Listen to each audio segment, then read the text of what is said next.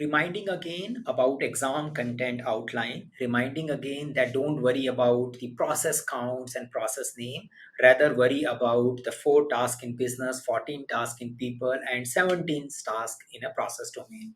And you know the distribution of the exam questions as well on these 3 domains.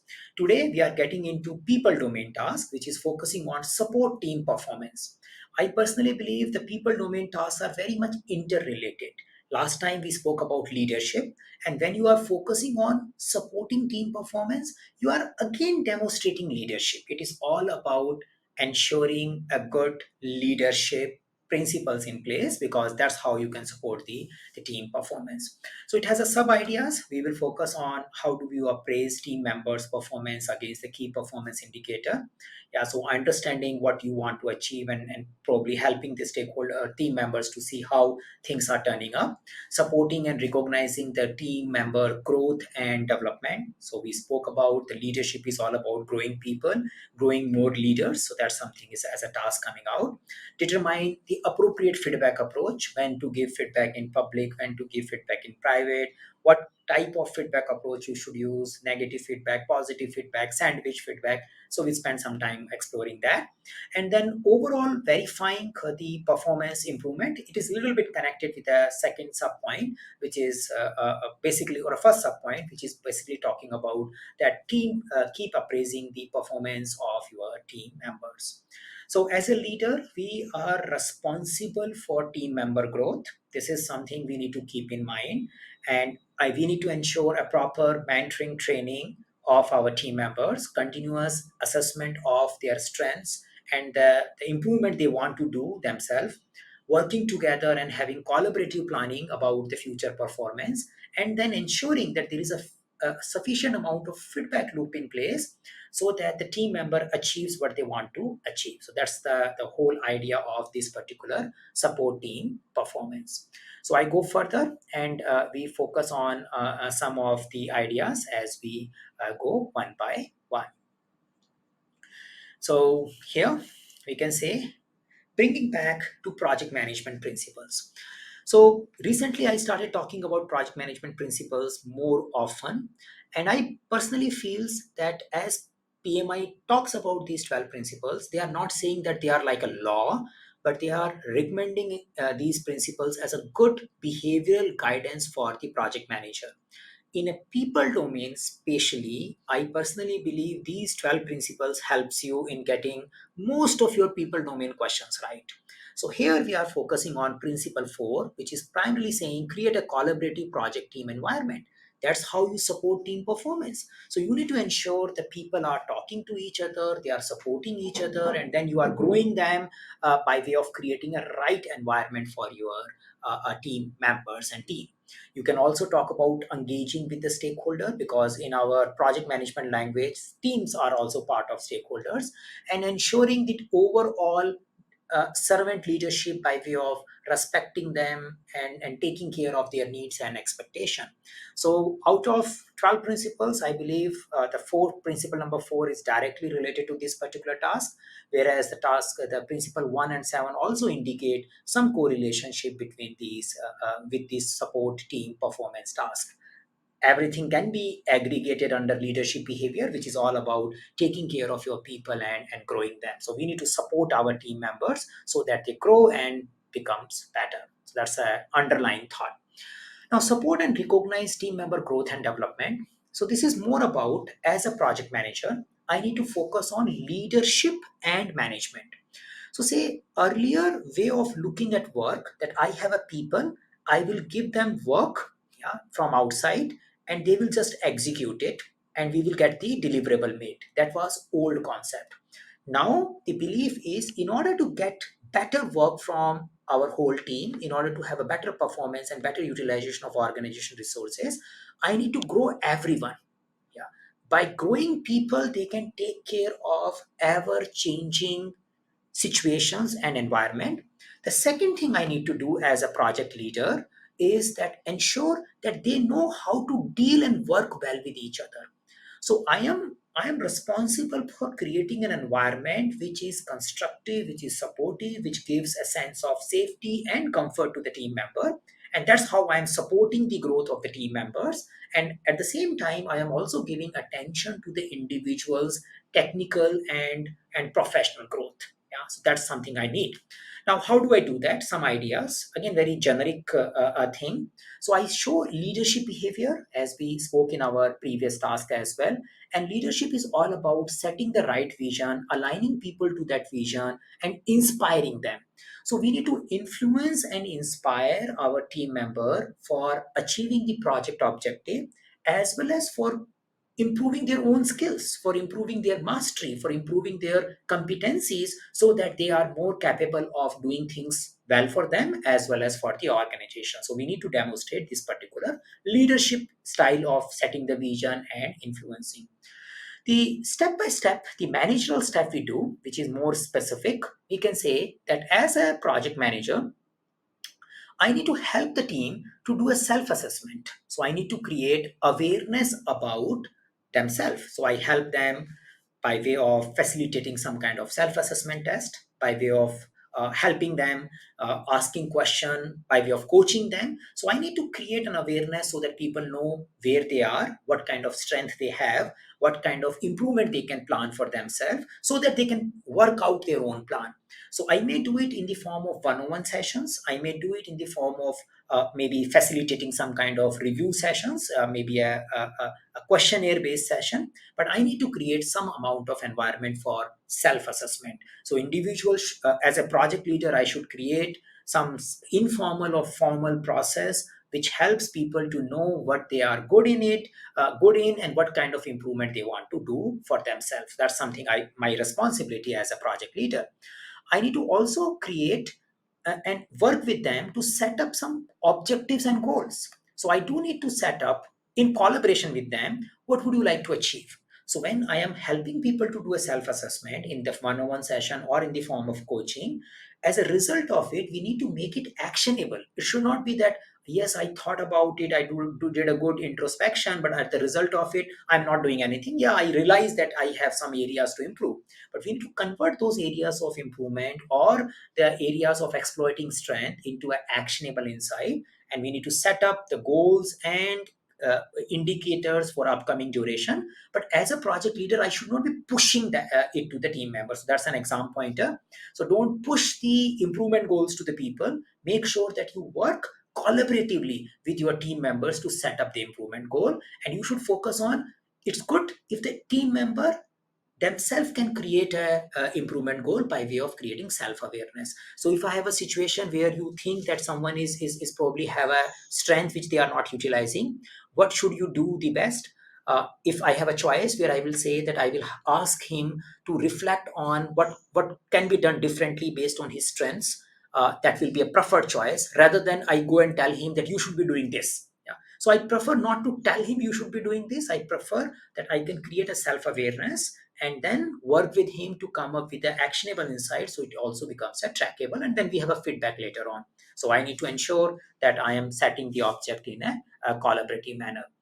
The overall, so I enable the skill in a way. We also need to create an environment for psychological safety. So I can say the environment which is people are operating in, that also should be supportive, where people can express themselves, people can suggest new ideas, people can accept their mistakes without worried about that how others will react to it. So as a project leader, I need to create an environment with the help of having ground rules amongst the team members so that they respect each other's opinion, engaging people in finding out improvement ideas for the team as well as for individuals, ensuring that opinions are taken care as an improvement option rather than blame culture. And that kind of work I need to do as a project manager, so that people feel comfortable and safe to talk about their own improvement ideas without getting worried about that this conversation may get misused at some point in time. So I need to create that safety environment. So that's another pointer which can give you good number of questions. Overall, the word related to growth mindset, the word related to enhance, enable skill enhancement, enabling the T skilled professionals. So all are coming together. So what does this whole thing means? So growth mindset is creating the attitude of learning. So make sure that people challenge their current assumption, challenge the status quo. They don't when someone comes up with a new idea and they may think that we can do things in a different way and I can learn about it, I don't reject that idea. I don't say you better finish the work which I have told you. I accept the new suggestion. Not necessarily we act on that suggestion then and there. Probably we can talk about it, we can schedule a conversation in detail, but I need to listen to it. So I promote people bringing new ideas, new learning opportunities, and that's how I can grow my team as well as my team member. I enable skill enhancement by way of suggesting, planning, training, mentoring, coaching activities for my team member. As we discussed in our previous task as well, when we were talking about train stakeholders and team member, engaging and organizing training and growth for a team member is my role in the new way of looking at supporting team performance. And I also need to enable the leadership skills in my team. So the whole idea is I need to create servant leadership. I need to demonstrate servant leadership. And I need to also make sure that people take that idea of inspiring each other and focusing on the growth and self improvement all the time. So I behave in a influencer stance where I influence others also to demonstrate leadership. Enable T-skilled professionals. So you might keep hearing this word in the exam content or somewhere. So just want to be sure that the viewers are clear about it. So this is a kind of a jargon or a word you see more frequently, T-shaped, which means that people should have some of the specialized skills which they are deep in it. So at the scale of 1 to 5, they might be at 4 in this particular skill, but at the scale of 1 to 3, they might be at a 2 or 3 level to some other areas which they can support in case the need is there. So we just don't have to improve this skill, which is we are already good in. We may need to improve the other skills also so that we become more generalized specialist, which help us in avoiding single point of failure and help us in growing as a team as well as a professional. So overall, I need to talk to my people, inspire them, promote their learning, arrange learning for them, and always work collaboratively whenever I am setting the performance improvement objectives or goal with the team members. Don't push any performance goal to your team member. Help them in doing self assessment about their strength and the area which they want to improve in, and based on that you are more like a supportive rather than you are more like a monitoring guy in your project team. So that's a mindset we should take in order to take a support team member performance. So this is a major theory. The rest is more or less repetition of these ideas. We can say that there is a subtask which talks about appraise team member performance against the key indicator or verify the performance improvement, more or less on the same line. So when we work with the people, we set up the goals collaboratively. Now we need to also have a proper feedback mechanism, and we will. The another one is talking about feedback approaches only. So we need to ensure that we promote team performance over individual performance. So this is an important reminder. So we do want to make maximum out of our team first before we focus on taking maximum out of individual. So which means my stance should be more collaborative oriented. I should focus on as a project team, how can we maximize our productivity and potential rather than I'm focusing on individual alone.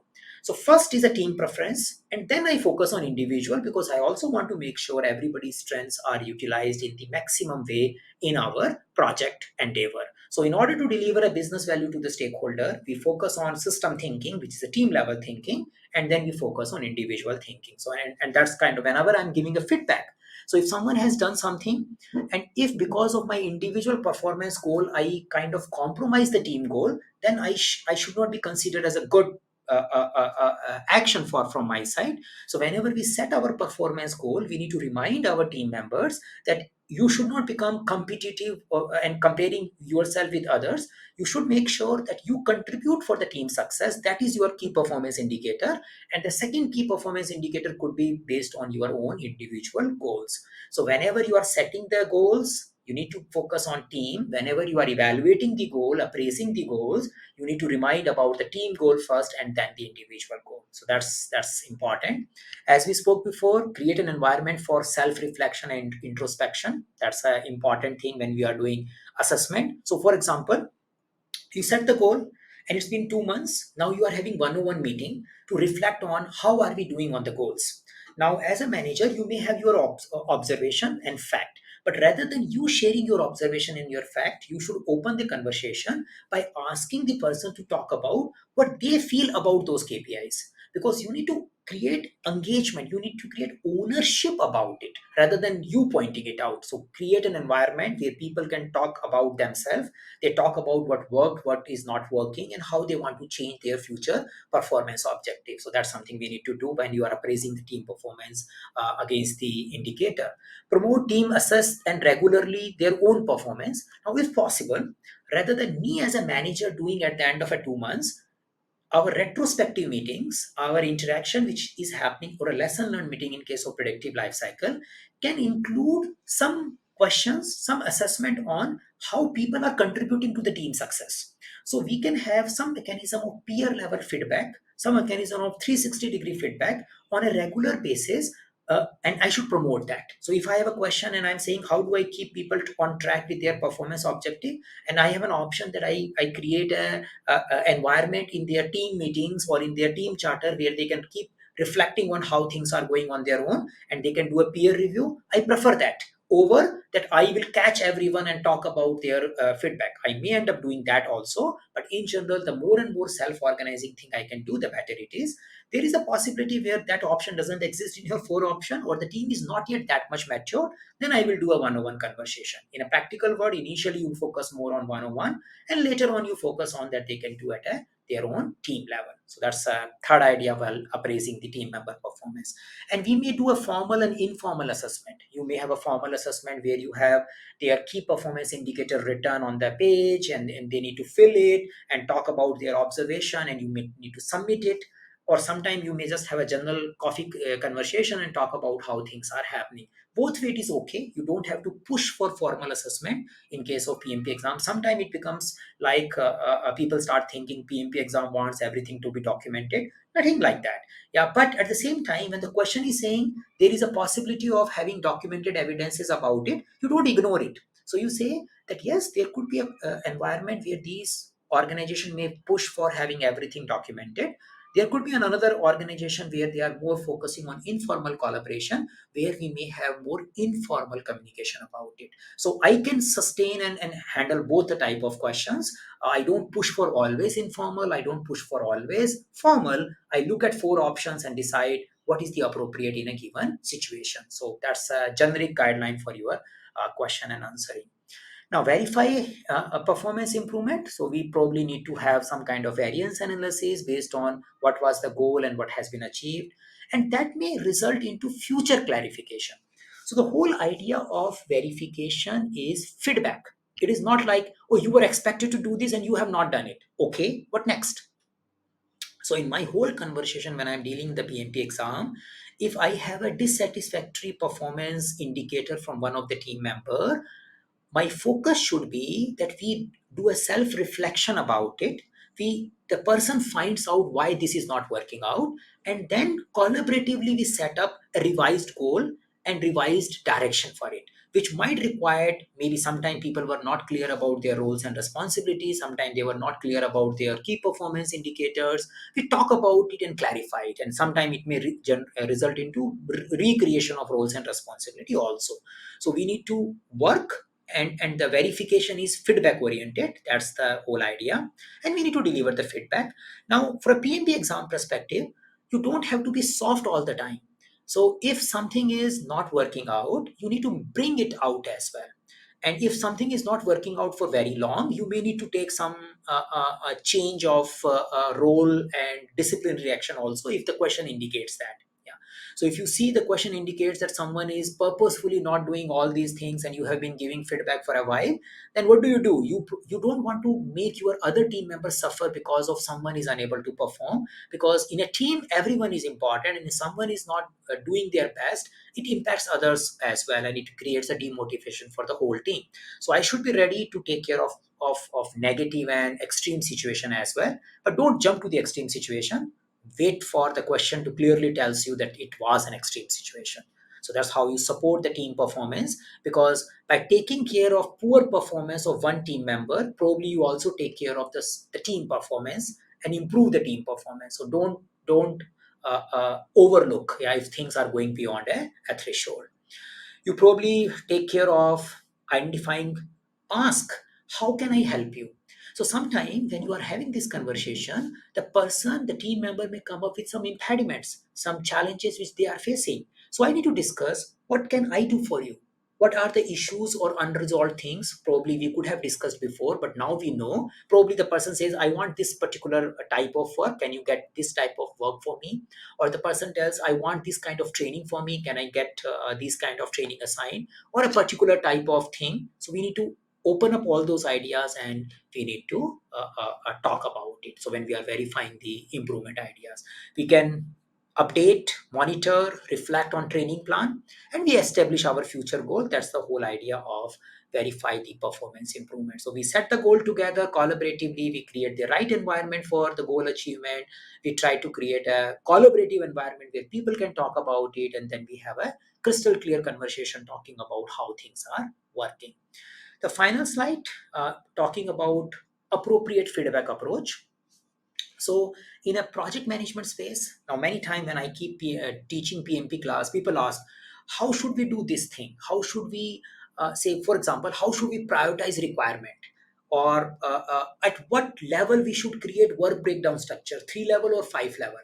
Yeah, should we have task created at a 2 days level or 1 week level? And similarly, should we give one-on-one feedback or should we give a public feedback?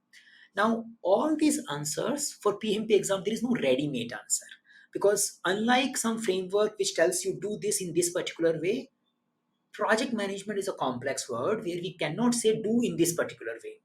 Whatever you do, you need to have agreement on it, and you need to apply context sensitive things to it. So on the same idea, there could be a 3 level WPS, there could be a 5 level WPS, depending upon your scope management plan. We need to have agreement about it, and we can say that this is how we are working in this particular project. You should have a reason for it.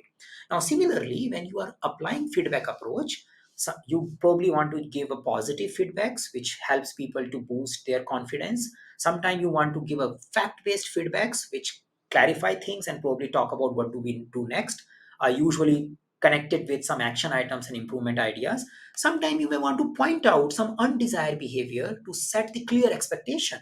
Yeah, so there could be a pointing out, say person might not be following ground rules over a period of time. There is a possibility you may want to point out that thing very, very clearly.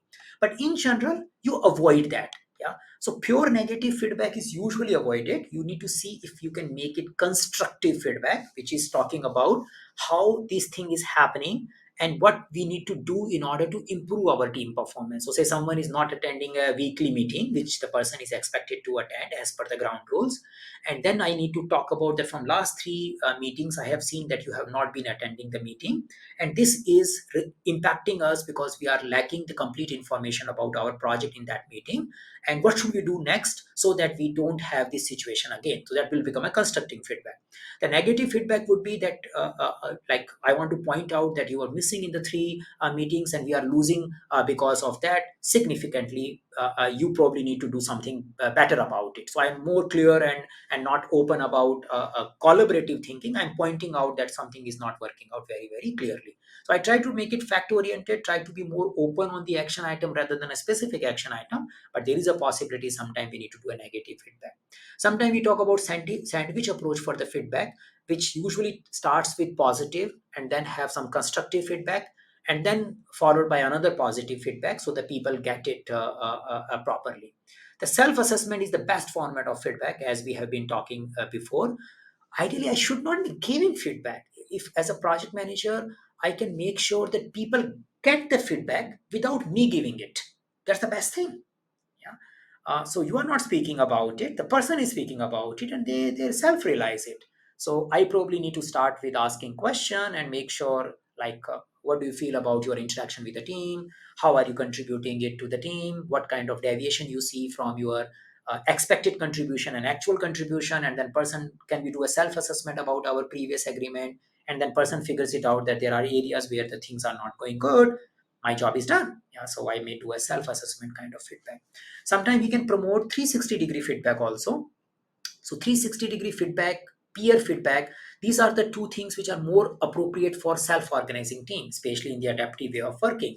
So we promote our leaders to collect feedback from their own subordinates and team member. You may have multiple leaders in your project team. That's a 360-degree feedback. So you have a mechanism where leaders are collecting feedback from others. You can do yourself as well by way of set the example that you collect feedback from your team members and act and compile that information to make some sensible action item out of it. Peer level feedback, so 360 is more like a subordinate giving feedback. Peer feedback is the people who are working at the same level giving the feedback. So retrospective meetings, lesson learned meeting can be a good place to give a peer level feedback. And as a project manager, I should promote those activities because it can make me free from the job of giving feedback, and it can make the feedback more impactful and timely, because the peers may speak the same language, and they can also point out at a right point. I need to create psychological safety. I need to create a capability in my team member to give and receive feedback. Then this job can be done. If that is not yet there, then there could be a little hesitation from the team members to give a peer level feedback. So I probably need to work on that. I can give feedback in private, I can give feedback in public. You might have been hearing that, the positive feedbacks are usually given in public, and the constructive feedbacks are usually given in a private, because it makes person psychologically safe to receive the feedback when, especially in the constructive manner. If it is given in a private, else they may start arguing about it. Yeah. So you need to be careful when you are choosing the option, when the option talks about private, public, and these kind of feedbacks. There is a possibility of you need to prioritize out of few options. So self-assessment is great, 360-degree feedback is great, peer level feedback is great, constructive, positive is all good. Negative feedback avoided. Public, private, you see the context and see what format is suitable at a given situation. So overall, this is our task 3 of a people domain, and which talks about that we need to support our team performance.